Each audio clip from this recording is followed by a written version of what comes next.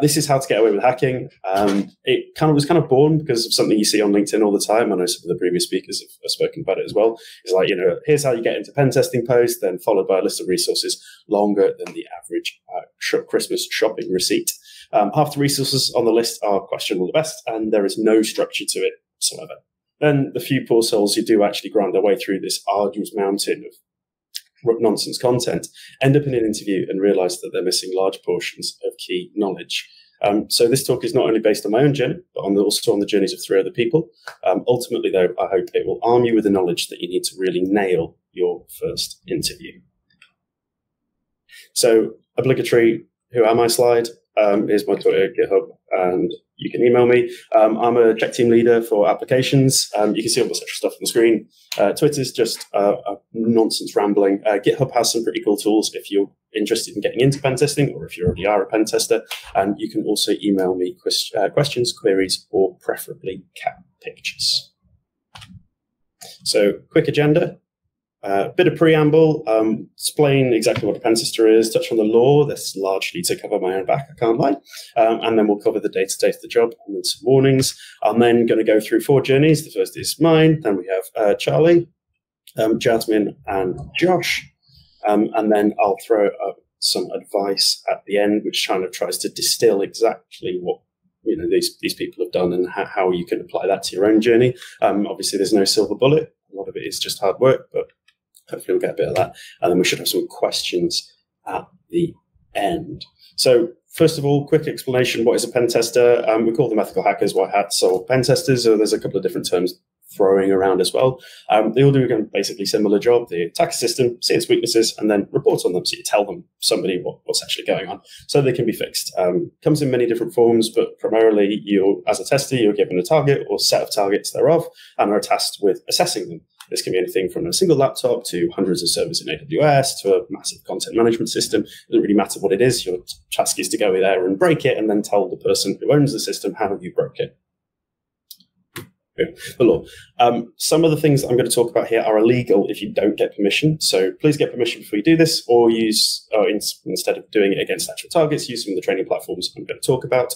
And whatever you do, please don't go attacking random companies looking for bug bounties. I don't want any emails, letters, or more to the point, explosive devices rocking up at my flat after somebody gets arrested for doing something illegal. I'll do it. Quick explanation of the day-to-day. It's not all fun and games. Hacking is really, really cool. We'll get into exactly how cool it is a little bit later on. But as I said, wake up. Your first thing you do is you check Twitter, and there's a couple of other threat feeds that you can just be plugged into for any security vulnerabilities. Any kind of crazy nonsense coming out of one of the zero-day labs or something that's being used to actively exploit stuff. There'll be either testing day or reporting. Reporting's never the most fun part of any job. It's writing a large amount of text about stuff that you found. Finding it's obviously the cool bit. Reporting on it's slightly less cool, but always more important. The testing is quite cerebral. Imagine you're given a Rubik's Cube every day, but it's been mixed up to a varying degree. So sometimes you'll walk straight in and you'll find everything. And you'll be like, all right, I'm great. And then other times you're chasing the rabbit for hours and hours, and some of the imposter syndrome, some of the previous speakers have also spoken about, comes creeping back in, and you're convinced that you're an idiot. You're going to bomb out and somebody's going to find you out. And then the next test, it's all easy again, and you have a great time. But as I said, the report writing, 15 to 100 findings in an easy to digest format that's clear and concise. Always quite challenging, especially it's one of the hardest things that we've found, people coming into the industry. I certainly struggled with it myself when I was starting to get into pen testing, and people who are just kind of joining find, normally they pick the technical stuff up a little bit faster because there's loads and loads of research, kind of content. We'll talk about that later to help teach you how to hack things. How to write about hacking, there's a lot less. So that's kind of always the harder part of the job, is the hardest part to teach and hardest part for people to kind of really get to grips with. Back to the day-to-day, calls with clients to discuss our tests. You're talking to the new client all the time. You're kind of working in that boutique cybersecurity company or consultancy. And then after work, you're back to self-development again. So that's solving labs, learning how to code. We'll get to that later. Reading up on new attacks that have come out, some really cool ADCS ones have just been, well, over the past kind of 6-8 months, have been coming out, which are really awesome. And then, of course, you've got to sip on your favourite tipple as well. I've got a couple of bottles of whiskey lying around here somewhere. You've got to enjoy yourself at the same time. That is an important part of being a tester. So, first one's me. Hi. Apprentice, junior pen tester, check team leader, and then, well, okay. So the last one hasn't happened yet, but I'm holding out hope. I did start as an apprentice. I moved through to junior pen tester after suffering through a BCS qualification, which oddly enough doesn't feature in any recommendations of mine later, and then ground my way to check team leader in applications with a small pit stop away, doing some kind of threat intelligence work.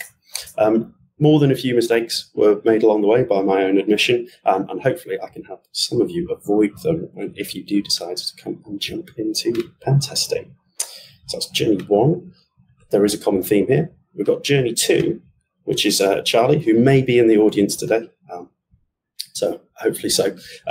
Charlie started with marine biology, moved on to SOC analysm, then junior pen testing, and now check team member and manager. His journey has taken him from being a fish scientist, as he so eloquently calls it, through the hard graft of being a shift work SOC analyst, and passing the CISP exam while he did it, but landing a job as a junior pen tester. From there, hop, skip, and a jump to check team member. A wild divergence from sharks and coral, but there is a common theme here. In marine biology and in IT, you have to be able to grasp both depth and breadth in a subject. Both of them being, well, marine biology quite literally being quite deep and quite wide, and IT being figuratively so. Our third journey is Jasmine. So Jasmine here flew so fast through her career. She's the only one that was never technically a junior pen tester, but flying straight from one of our graduate courses all the way through to a check team member in what can only be described as a whistle-stop tour of hacking. Jasmine's varied background is a testament to how to make hard work pay off. And, you know, the experience that you gain from things like the Merchant Navy, working in solicitors' offices, you know, her battles with the law have prepared her well for the tough task of switching it off and on again. But more seriously, as well as delivering critical testing a high variety of high-profile clients. There is obviously a common theme here, which we'll start to distill soon. But journey 4, and we'll refer back to all of these people in the coming slides, is Josh. So started off somewhat more traditionally than the last couple of people. Cyber and forensics degree. He was then a developer for about 3 days, I think. Then junior pen tester, and then check team leader for apps as well. He started, I guess, a traditional route in cyber degree, but if you actually go and ask him about it, it didn't help him that much, which is, I think, a common theme from the other speakers today. Either they don't have a kind of traditional degrees, or they weren't necessarily the biggest fans of them. But it was a burning desire to break stuff that really drove Josh to be great at what he does. And his short stint as a developer reminded him that breaking stuff is wildly more fun than building it. We do build our own labs as well. Again, I'll get onto that. And I can attest that breaking them is way more fun than sitting there writing CSS files. This kind of burning desire to break stuff led him to be a check team leader at the tender age of 23, which is not an easy thing at all. As anyone who's sat those crazy exams, whether you did Cyber Scheme or Crest, will attest to. So those are the 4 journeys. Again, we'll be referring back to those over the next a little bbit of time. We'll kind of move on now and start to distill. So there's a bit of advice for various parts of your journey through it. So there is some advice for beginners. There's then some advice for people who are trying to make that leap into, like, you know, maybe it's into check work, maybe it's into just a specialized area of testing, IoT or red teaming. And then it doesn't really matter where you want to go. What really matters is that you have a kind of direction, a path, and more to the point, a plan of exactly how you're going to go and exact a lot of these things. You know, knowing where you want to end up, or maybe not even knowing where you want to end up, but having an idea of what you like doing and figuring out what you like doing, and then figuring out the other way. So I like doing this, so that means that I should probably go and do this because it's a lot of that. So advice for beginners, real beginners. Maybe if you haven't even touched a computer before, well, hopefully you have. But we've got some resources on the screen here. So these are just a couple of ways of starting to get introduced to hacking. And they give all of them give you a very good basic understanding of the techniques that, certainly I use on a day-to-day basis. Over the wire, especially the bandit levels, which are shown on the screen there, is a must for learning basic Linux commands. It's also a good introduction to what capture the flags are going to start looking like. If you want to use those gamified solutions to learning these things, then it's really excellent. It's you just SSH into a box, and from there you try and capture the flags. It teaches you all about the different Linux commands, which obviously you'll lose. You're using either Cal, Parrot, or whatever distro you really fancy. That will set you up very, very well. If you want to focus on slightly more the infrastructure side of things, try HackMe and Hackbox, great introductions. But if web apps are more your jam, then download Burp Suite's Community Edition and have a crack at the Portswigger development course. Learning how to leverage those resources will be quite important for when you get to your first interview. So even if you start today with no understanding of what really pen testing is, you start to slowly work your way through that. So Over the Wire was the first thing I did when I was looking to get an apprenticeship. I think I was about 17 at the time. And I sat down, and there's 34 labs in Bandit, and they go on, and you can do some of the other ones. And just the knowledge that gave me really helped me when I was starting to do it for real, or when I worked my way through the apprenticeship and started to go on client work. Understanding of how Linux works and how these things work really help. Black Hat Python, there's going to be a controversial opinion coming in some later slides, so be warned, but Black Hat Python's a great book and a great explanation to offensive coding. You don't have to know all the things it talks about. It goes pretty in-depth on some things, but it's still very useful to have. And obviously Portswigger, try HackMe out the box. They're all very, very useful for learning the actual techniques of it. Another great thing that you'll need to do is you need to learn how to make notes. I use Obsidian to take my notes. I know some people like to do other things. One of the people whose journeys I was speaking about pretty earlier likes to use text files, just hundreds of text files, which causes me physical pain, but it seems to work for him, so fair enough. But yeah, make sure you've got really good notes. Because if you do walk into your first pen testing exam knowing how to attack a DCS or perform DOM-based cross-site scripting or any of the other things that you might want to know, you'll have an easier time than most, and it'll give you something to talk about. If an interviewer says, "Oh, do you have a favorite vulnerability?" You can go, "Yes, it's cross-site scripting, it's cross-site request forgery, it's relaying things on internal networks."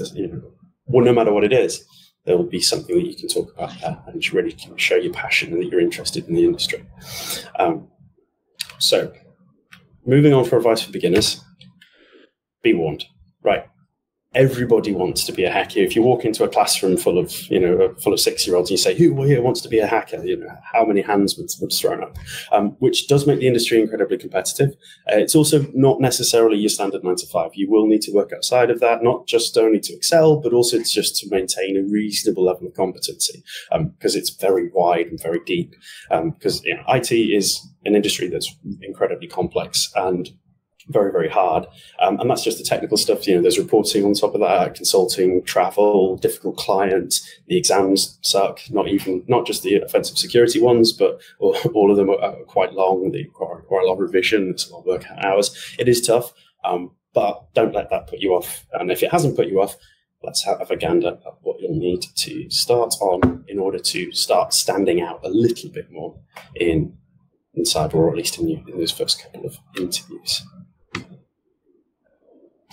I'm going to say it again, the really important things immediately: make good notes, really good notes, and make them about everything. Anything you see, find, or do on a capture the flag, when you're solving any of those labs, when you're on Try Hack Me, when you're doing the Portswigger Academy, slap it in your notes. As I said, I use Obsidian, as I found it was the best, and you can integrate it with Git very, very easily. But really, it doesn't matter how you take your notes, just make sure they're in an easy to digest format, and make sure you can search them as well, because if you've got like a massive bank of notes and you're thinking, "Oh, well, I know how to do this because I've done this before," if you can there's a search function built in, you can find it really fast, and then you're not spending 60 hours going through text documents. Just to call that gentleman out again. And then the other thing about notes is make sure you note how you talk to yourself, as it'll make them easier to understand when you need to use them. So I was sitting the CSTL exam. Without going into too much detail, I didn't realise that your screen was shared with the examiners. So a lot of my notes had profanity in because I was writing them at 11 o'clock at night when I was revising. So maybe not so much, but again, if it's how you talk to yourself, and then when you're reading it back to you, it'll just sound like you're talking to yourself. You'll be able to understand them a lot better. And the other big one is make sure to practice every day. It doesn't matter if it's 10 minutes reading cyber law or 10 hours doing labs. Hacking is a bit like Tesco. Every little helps. So the other side to kind of the tips and tricks, they're not really tricks. A lot of it's just about keeping on going. Is try and understand which bit you fall in love with straight away. If you know that you really, really enjoy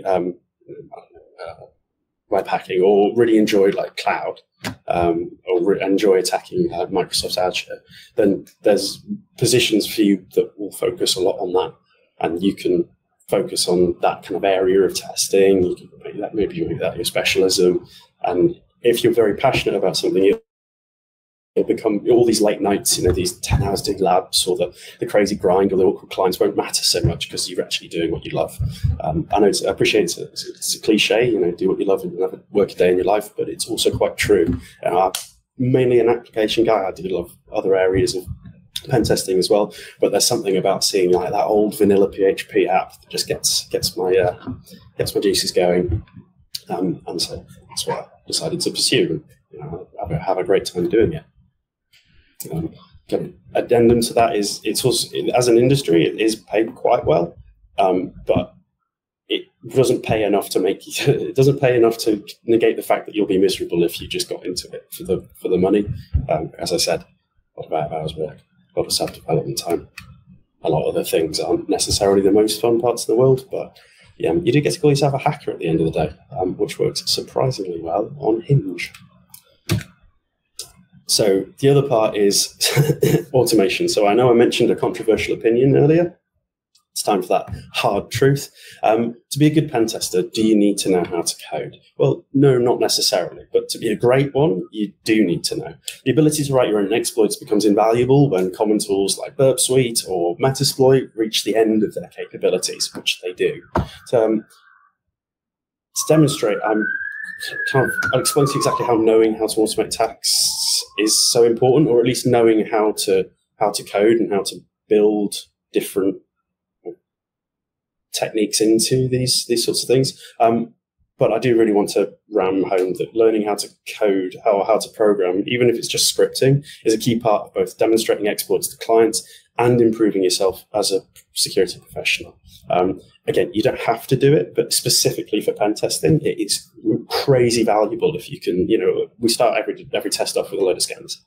And if you can just stick it in a bash file or write it in Ruby or in Python or even in Lua, or in Go, you can, the first thing you do is just, instead of firing up loads of terminals, running all your different scans, then having to interpret it all, if there's just one script, you go reach like /script.sh or script.py, whatever it is. And it just does all of that for you. Knowing how to write that and then also debug it, things like that, will save you a massive amount of time, which means that you can then go and demonstrate value in other ways because all your low-hanging fruit's been crossed off by the script that you wrote or the thing that you threw together. It'll also mean that when tools break, which they like to, especially if you're on site with no internet, always seems to be the case, and you're left staring at this horrific stack trace. You know how a bit of scripting, you know how to write a little bit of code, especially in the languages, the common ones. So Ruby, Python are two of the common ones. Go's getting a bit more common. If you're able to understand that, you're able to fix your tools on the fly, which means you're not sat there awkwardly going, sorry, client, I can't actually do anything because I don't know how to understand the tools that I'm using, and it'll help you exploit things. There's a whole load of things. So it's not going to be a code with me, but a bit on JavaScript, because I'm a bit of an app nerd. Is a kind of practical example of exploiting cross-site scripting. To give you a bit of an understanding of what the day-to-day is like as well, and then also hopefully this doesn't scare anyone off. So this comes from a particularly spicy reflected cross-site scripting vulnerability that was discovered in tandem with an old colleague of mine called Kieran. So thanks, Kieran. Now we've returned to, so I have a pretty vitriolic hatred of Alert One. I know if anyone's ever worked either in pen testing or kind of pen testing adjacent, has had to read the reports. Sometimes you'll see a little alert box at the center and it'll be like, oh, we found cross-site scripting and there's a one in the box. And it proves absolutely nothing. That's not really demonstrating exploitability to a client, is it? And I've had to have this argument many times, or had to then go in and have calls with clients who other people have submitted reports with one in a box, and you're like, well, why is that bad? And you have to go there and explain. So instead, we'll have to derive a little bit more value. And again, if you can do this in an interview, then it's showing the consultancy skills and the technical skills, which are, once you put those two together, you're in luck. Injection point for this was authenticated, and it was in the URL, which is pretty good. But we couldn't get strings for some reason weren't quite working because of the injection point, so we had to go and figure that out. Anyway, this isn't a code with me, and I'll try and do this reasonably fast because I've only got 7 minutes left. So more seasoned programs in the room. There's a function that's called different things across different languages. JSONifies the common one. As a quick explanation, takes complex strings and makes them safe to be included in the JSON structure. So you can take something that a user's input on an app, for example, you can JSONify on it, and then you can stick it in the JSON, fire it off, and then decode it on the other side. Awesome. But our payload was being incorporated into a JSON structure and then reflected afterwards. But because of the backslashes, it was breaking it, which obviously is pretty annoying when you're trying to demonstrate this value. Again, we could have left it at alert one, but we don't like doing that. I specifically don't like doing that. So we tried to get kind of clever with it and added a load more. The backslashes to try and escape the backslashes, then maybe we could have done something with that, but it doesn't necessarily matter. That will work in some instances. There's some excellent labs out there that can go through that, but it didn't work in this one.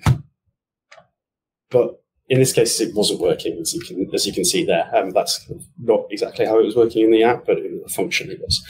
We even tried like grave accents, sometimes to bypass filters. But we knew we needed to include some kind of string if we were going to exfiltrate anything, because we needed a URL in there.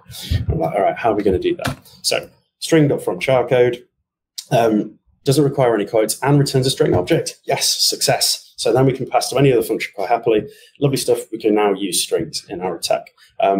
Application actually didn't send her any of the recommended cookie security flags, always set your flags, and it was an authenticated page. So we're going to cut out the middleman and go straight for the keys to the key, which was an authenticated cookie. The phrase hacking fools and breaking rules, don't use that in any official documentation. Clients don't like it.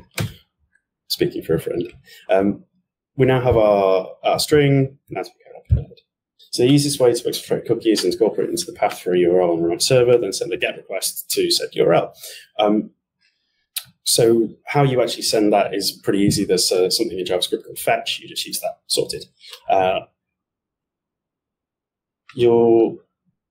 Another thing that you can use to help, I appreciate I'm somewhat running out of time here, but another thing you can use to speed up your exploit generation is that JavaScript executes in your browser, not on the server. So you can really easily, using Python, just python-m http.server, bang, you've already sorted out a little server that you can then use as a demonstration of how things get exfiltrated. Document.cookie is, again, we'll skip over some of this, but document.cookie is how you access cookies client side. You can then use concatenation to concatenate strings together. Again, hacking fools and breaking rules, don't use it in any docs. So we are then left with this. So jQuery.get, we use jQuery.get in this instance as opposed to fetch, string.fromCharCode that.concat document.cookie. And hey presto, we get all the cookies sent back to our server. Those aren't actual real auth cookies. They're taken from Google. But the idea is that. You remember on the previous slide saying be warned? Well, here's the other side of that message. I know the previous example can be quite intimidating, especially if you've never done any pen testing before, but ultimately, of all the advice I can give, and I have been accused of liking the sound of my own voice before, the one thing you need is perseverance. Of all 4 journeys I showed you earlier, there is a single underlying factor. None of us gave in. I've actually done martial arts for most of my life, and there's a famous phrase in that community: a black belt is just a white belt who never quit. So as I said earlier, hacking is just like Tesco's. Every little helps. Spend 10 minutes a day, and eventually you'll get there. Use all the resources I just showed you, but if you keep chugging along, even if it's just 10 minutes, even if you're exhausted and you just okay, just one question on Udemy or something like that, eventually it'll all pile up and you will get there.